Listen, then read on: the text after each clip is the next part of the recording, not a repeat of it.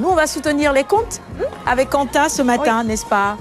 Exactement, les contes, et on leur souhaite justement bon courage parce que c'est un nouveau projet qui a été initié par un jeune qui est très engagé, Alassane Démé, qui a, à travers, on va dire, son agence, essaye de sensibiliser. Alors, par exemple, aujourd'hui, il a eu à participer, il a été derrière la campagne Nul Cook qui lutte contre la dépigmentation, ou encore Agenda Dakar qui propose aujourd'hui des sites qu'on peut aller visiter. Et même des événements. Et même des événements. Donc voilà, il essaye de mettre sa pierre à l'édifice tout simplement grâce à son engagement personnel. Alors Repatas, qui veut dire mort de rire, mais il a un peu joué sur les mots Tasberet. Avant de démarrer, je vous propose de regarder un petit conte. On reviendra tout de suite après.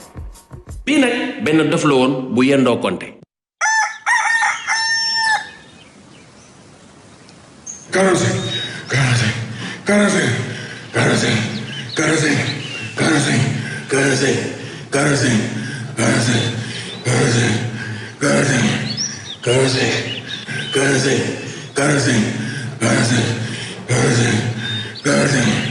45 45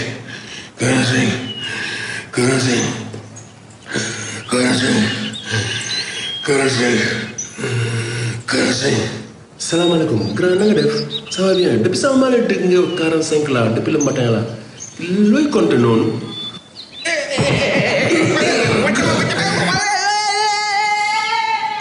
46 46 46 46 46.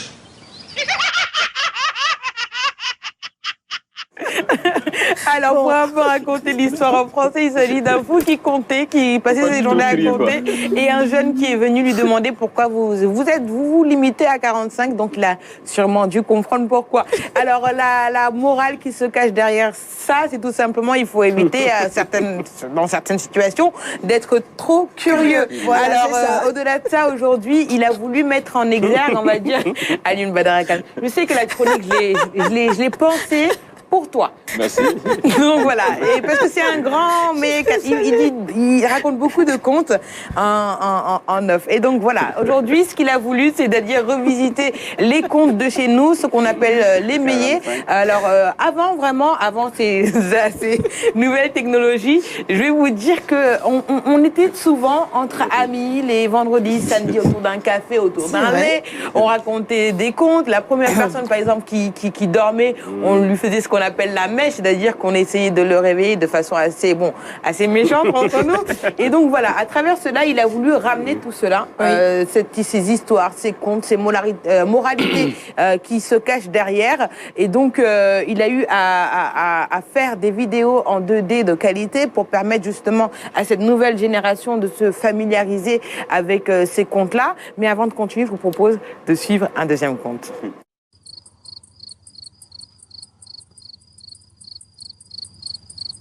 bii nag benn sàcc la woon waaye sàcc bu gëm yàlla.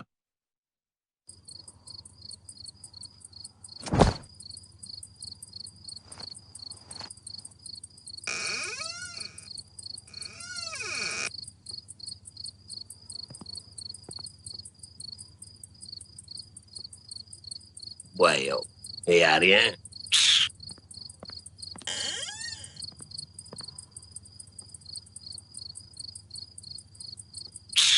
lii waaye lan même pas benn meuble lii la lan mais yaa rien amul dara xaaral ça va sama ndey. tëddal D'accord. waxuma ak yow tëddal ci kër laay waxal. ah yow lii nu mu mënee ne yàlla lu mu wax si jigéen dañ koy dëkkal wodd ko suturaal ko ba pare jox ko mu lekk yow lii mooy lan yaa rien dans la maison joxoo ko dara c'est quoi ça ah. am 50 000 mi ngi nii demee nga jëndal ko matelas ak drap ak njëgënaay ok ko deful demee su ko fi jaaree je te tue.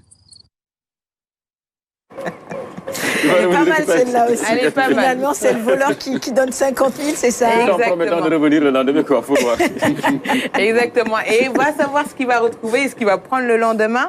Récupérer sans doute ces 50 000 qu'il a eu à donner. Et la moralité dans tout cela, c'est-à-dire qu'il a montré ces valeurs qu'on a, que l'homme doit avoir envers sa femme, c'est-à-dire la vêtir, voilà, la mettre dans de bonnes conditions. Tout à fait. S'il a effectivement les moyens de le faire. Ça. Et donc, voilà, c'est des petits contes comme ceux-là qui sont en Wolof et qui, aujourd'hui, ils ont cette ambition de pouvoir traduire, parce que vraiment, les contes en Wolof, généralement, il est très difficile de faire la traduction par voix française, parce qu'en fait, on peut perdre le sens, justement, de ces contes-là. C'est pas souvent évident, mais bon, ils vont tenter de sous-titrer pour un peu permettre à toutes ces personnes qui aimeraient s'intéresser à ces contes de pouvoir comprendre, ceux qui comprennent pas le Wolof. Et au-delà de ça, ils vont tout simplement de façon, on va dire, ludique. Déjà, c'est sur les réseaux sociaux. Ils veulent aussi, pourquoi pas, offrir ces services, ces capsules, autant pour moi, à différentes télés. Ça pourrait me permettre, par exemple, de distraire entre, par exemple, 2-3 programmes. Et vraiment, pour finir, je vous en ai réservé une dernière vidéo pour la fin. Regardez. Salut, man la Youssou Ndour maa leen may bii. lii nag benn paa la woon ak doomam.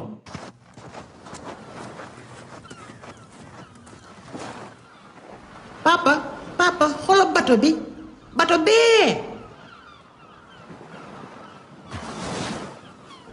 lii du bateau lii yóot la répète yóot.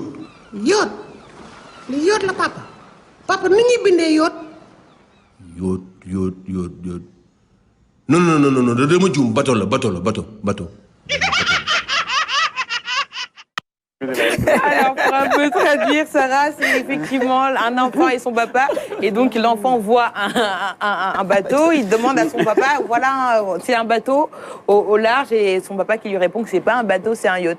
Et l'enfant qui demande à son père, comment est-ce qu'on écrit un yacht? Malheureusement, il ne sait pas comment, donc il se rattrape en disant non, je me suis trompé. C'est bien et bien un bateau. Donc voilà, c'est aussi à travers, par exemple, cette capsule, on montre un peu la destination Sénégal, à travers les plages, à travers également la pirogue.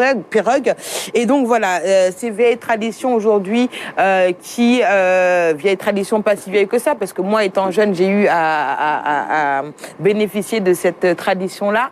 Mais aujourd'hui, ça permet de promouvoir, on va dire, le conte sénégalais. Et au-delà de ça, ça permet de façon ludique et innovante de raconter des histoires et avoir une moralité derrière tout cela. La morale est très importante, surtout après ces anecdotes. Je pense que c'est ça aussi. C'est vrai que le mot yacht, il n'est pas facile à écrire. Parce que ça s'écrit yacht, mais en fait, on ne dit pas yacht, on dit yacht. Il a raison, le papa. Bateau, c'est beaucoup plus simple à écrire. Et la curiosité des enfants. Mais c'est très bien fait. Cette initiative, moi, je la trouve salutaire. Ça va aider beaucoup de jeunes. On peut apprendre de façon très ludique. On parlait justement de curiosité. On parlait hier du numérique qui pourrait également aider les jeunes à développer leur culture générale. Il faut être curieux, c'est vrai, mais pas trop curieux. On l'a vu ce matin également. Mais surtout, c'est la curiosité intellectuelle qui nous intéresse, en fait. Donc, avec ces contes, eh bien, on peut faire rire, mais apprendre quelque chose d'important. Hamidou. Oui, c'est extrêmement important, surtout l'utilisation des vidéos. Avec aujourd'hui la présence des smartphones, ça aide beaucoup parce que les contes contribuent beaucoup quand même à l'éducation des enfants. Comme aujourd'hui, beaucoup ne lisent plus, c'est une manière très très intelligente de leur faire aimer les contes. Pourquoi pas. Baboucar, Diédhiou, ça va forcément vous intéresser. Mais bien sûr, parce que moi je me rappelle quand on était enfant, vraiment, nos grands-mères nous racontaient des contes autour d'un feu la nuit. Et c'est pour nous dire, après, ils font une conclusion en disant, donc dans la vie, il ne faut pas faire ça, ça. Donc voilà, donc c'est important. Ces genres de contes, qu'on les amène, on les met comme ça, parce qu'avec le développement, c'est tout à fait bien de faire des vidéos comme ça. Voilà. On a tous eu à entendre ces histoires de Luc le lièvre, hein, et puis voilà, c'est ça. Bouki, oui, exactement. Alioune, sur le sujet. En tout cas, merci Anta pour ce moment. Parce de rire. Voilà, pour cette bonne thérapie.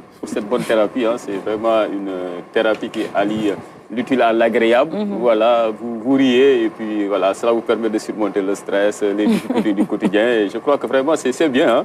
Moi, en tout cas, j'en ai beaucoup profité et merci beaucoup.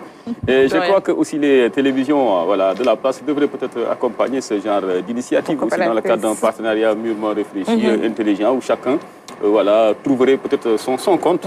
Parce que ça, c'est des moments aujourd'hui de plus en plus rares sur nos chaînes de télévision, même pour les bandes dessinées. En fait, souvent, les dessins animés, c'est des productions qui nous viennent d'ailleurs. Et ça, c'est africain, voilà, c'est nous. Bon, on s'y retrouve. Et comme vous dites, ça fait aussi la promotion voilà, de la destination Sénégal. Le vieux avec son fils sur la plage, ça c'est une plage du Sénégal, il y a le soleil. Voilà, cette mer magnifique, la pirogue aux couleurs du Sénégal. Oui. Voilà, c'est ça. Je pense qu'il y a plein de bonnes choses hein, à tirer de ce genre de production-là. Et je crois que, bon, voilà, c'est vraiment aux télévisions classiques d'accompagner cela. Oui. Et puis le conte, on le sait, c'est très bon pour les enfants. Surtout, bien sûr. Et pour les grands aussi, parce que nous aussi, ça nous a fait rire ce matin. Tigidi Traoré qui, sur notre page Facebook, dit « Anta ». Tasngagnou, vraiment, c'est pour dire franchement, Anta, tu nous as fait rire jusqu'au-là. On a même failli piquer un fou rire sur le plateau. Salam à toute l'équipe. Et elle rajoute ceci. Si on savait l'impact positif du conte chez l'enfant, eh bien, on l'aurait introduit dans le curriculum des enseignements. C'est vrai. Dans certaines écoles, ça se fait. On recoupe les enfants, on leur raconte des contes. Ah, mais ça, c'est très important. Nous, on avait la chance hein, à l'école primaire, à l'époque en tout cas, de recevoir des conteurs.